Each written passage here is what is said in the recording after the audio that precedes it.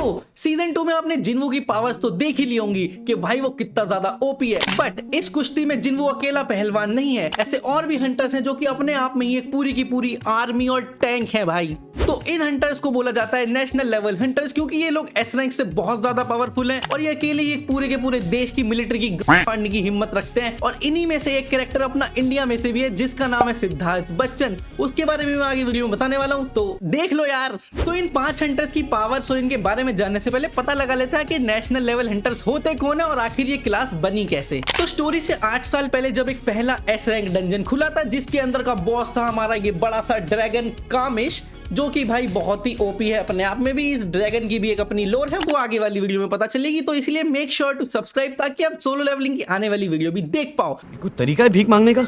तो ये भाई साहब निकले थे एस रैंक डंजन में से, जिनको मारने के लिए भाई सैकड़ों आदमियों के लग गए थे। जिसके बाद अमेरिका ने इसे निपटाने के लिए पूरी दुनिया में से कुछ स्ट्रॉन्गेस्ट हंटर को बुलाया था। लास्ट में इसको खत्म करने के बाद सिर्फ वो 5 हंटर्स बचे थे और उन्हीं 5 बचे हुए हंटर्स को दर्जा दे दिया गया नेशनल लेवल हंटर का, क्योंकि उन्होंने इस तबाही को रोक दिया था।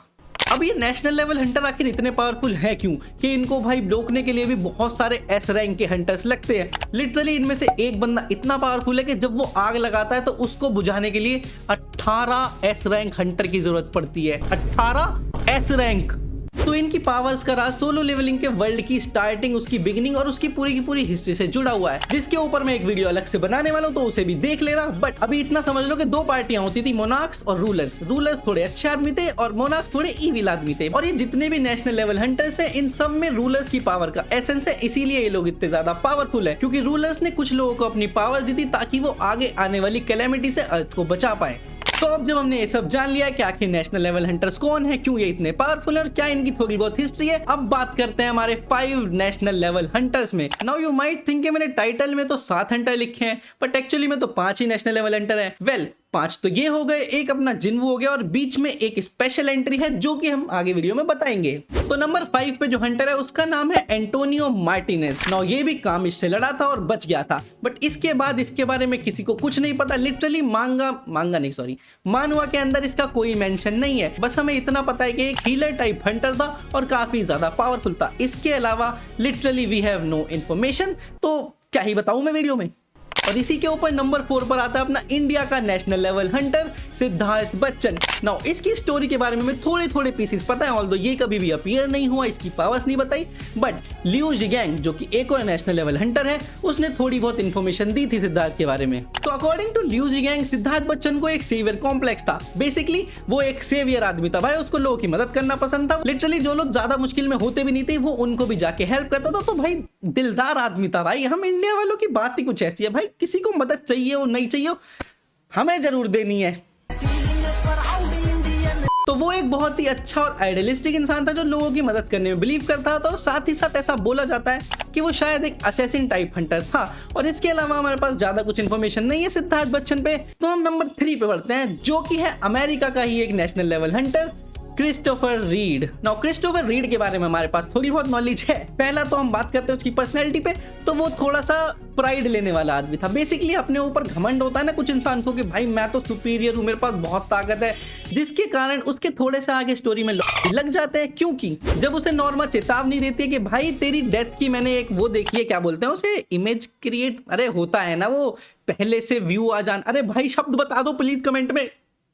तो नॉर्मा क्रिस्टोफर रीड को वार्न करते कि भाई शायद तू मर सकता है इन फ्यूचर, तुझको मारने के लिए कुछ लोग आने वाले हैं। बट रीड भाई साहब हमारे रहते हैं पूरी प्राइड में कि मुझे मार कौन सकता है किस में हिम्मत इतनी। लेकिन उसे क्या पता भाई उसको मारने के लिए 3 मोनार्क आ रहे हैं, बीस्ट मोनार्क, इंसेक्ट मोनार्क और ज़ॉम्बी मोनार्क। और अगर आप लोगों को नहीं पता कि मोनार्क्स कितने ज्यादा पावरफुल है, तो जैसा कि मैंने बोला कि नेशनल लेवल हंटर्स को हैंडल करने के लिए बहुत सारे एस रैंक चाहिए होते हैं, तो मोनार्क्स को हैंडल करने के लिए भी लिटरली 1 या 2 मे बी 3 हंटर लग सकते हैं, वो भी नेशनल लेवल। तो भाई ने थोड़ा सा हल्के में ले लिया मोनार्क्स को कि भाई साहब पेल ही कौन सकता है, मुझे है किसी में हिम्मत। तो मोनार्क्स भी लाइक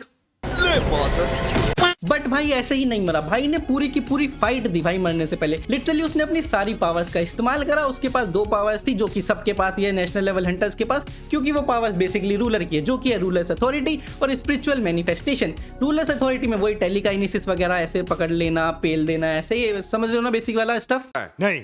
और स्पिरिचुअल बॉडी मैनिफेस्टेशन में तुम एक कवच सा पहन लेते हो, जिसके बाद तुम लाइक लिटरली थोड़ा थोड़ा रूलर की तरह दिखने लगते हो और तुम्हारी पावर बहुत ज्यादा बूस्ट हो जाती है। तो हमारे रीड भाई साहब भी अपनी स्पिरिचुअल बॉडी मैनिफेस्ट करते हैं, जो कि दिखती है एक बहुत बड़े मॉन्स्टर की तरह, और उसकी एक सिंगल आंख है, जैसे साइक्लॉप्स का चश्मा होता है ना जिससे वो लेजर फेंकता है, वैसे इसकी भी आंख है। तो भाई लड़े तो बहुत, बट 3 मोनार्क्स वर्सेस ये अहंकारी आदमी। अहंकार तो रावण का भी नहीं टिकाता साढ़े। तो नंबर 2 पे जो हंटर आता है वो है अपने लियू जीगैंग। बड़ा स्टाइलिश नाम है भाई इस बंदे का, लियू जीगैंग।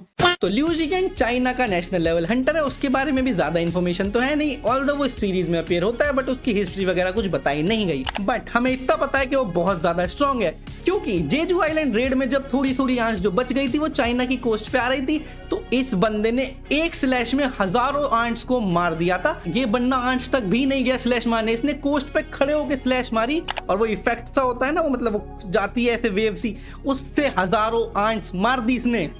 वेल चाइना से है तो काटने में तो एक्सपर्ट होगा ना। तो लियू जीगैंग का कैरेक्टर में बताया जाता है कि बहुत ज्यादा रूड है भाई, एकदम ही लुक डाउन करता है नीचे वाले के, जो कमजोर है उसको ह्यूमन की तरह देखता भी नहीं है, but at the same time जो ताकतवर है उसके कतई चूसने को तैयार रहता है। ये मजाक कर रहा हूँ, बेसिकली एडमायर करता है भाई ये बंदा अपने से स्ट्रॉन्ग का, क्योंकि जब इसे पता चला था कि जिनवू इससे ज्यादा स्ट्रॉन्ग है, तो इसने मीडिया में सबके सामने गा दिया था कि he is more stronger than me. तो भाई बंदा ऑनेस्ट तो है अपने आप को लेके, औकात में रहता है, बट जो औकात में नहीं रहता उसका हाल कुछ ऐसा होता है, जो कि अब इस फर्स्ट वाले हंटर का होने वाला है, जो कि अपना और कोई नहीं है, थॉमस आंड्रे।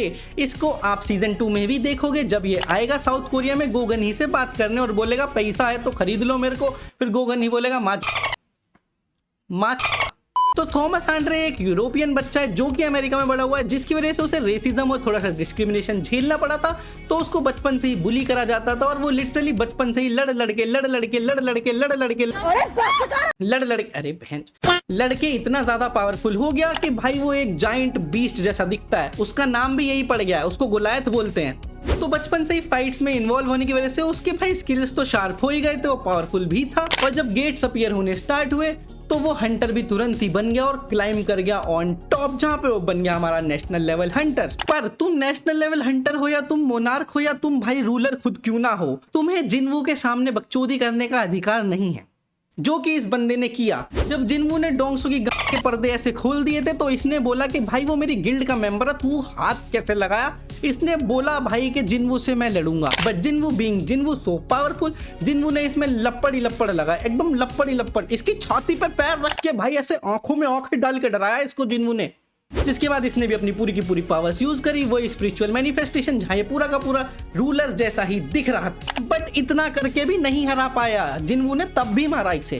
तो तुम सोचोगे जिनवू कितना पावरफुल है, ऑब्वियसली वो फर्स्ट स्पॉट डिजर्व करेगा, क्योंकि भाई he is a fucking shadow monarch. But number 2 पे जो है वो बहुत ही इंटरेस्टिंग है, क्योंकि नंबर 2 पे और कोई नहीं बल्कि है संग जिनवू के फादर जी, संग इल हुआन, ये वाले।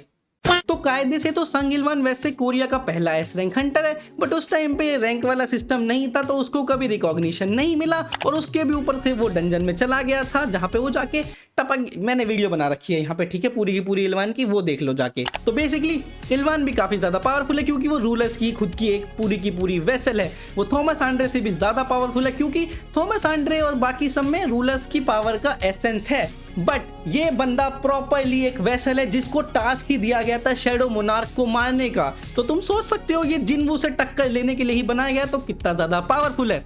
बाकी वीडियो इधर है, तुम्हें पता है क्या करना है।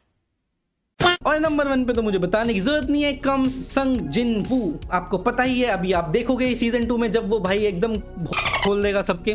तो जिनवू हमारा शैडो मोनार्क है। नाउ शैडो मोनार्क, ऐशबॉर्न, इन सब की भी एक स्टोरी है, जो कि मैं रूलर्स वाली वीडियो में एक्सप्लेन करूंगा, बट इतना समझ लो शैडो मोनार्क जो ओरिजिनल वाला था वो सबसे ज्यादा पावरफुल था, रूलर्स मोनार्क सबसे, और जिनवू उसी का सक्सेसर है, प्लस जिनवू उससे भी ज्यादा पावरफुल है। तो जिनवू इज अनफ्रिकिंग बीटेबल। तो इसी के साथ वीडियो यहीं पे खत्म होती है। ये थे कुछ स्ट्रॉन्गेस्ट हंटर्स। पूरे के पूरी दुनिया से, जिसमें हमारा इंडिया वाला अपने को प्राउड फील करा के गया। अब आप भी मेरे को प्राउड फील करा के जाओ और इस वीडियो पे एक लाइक दे देना। आने वाली वीडियोस के लिए सब्सक्राइब कर लेना। मैं मिलता हूं नेक्स्ट वीडियो में। Till then, peace out.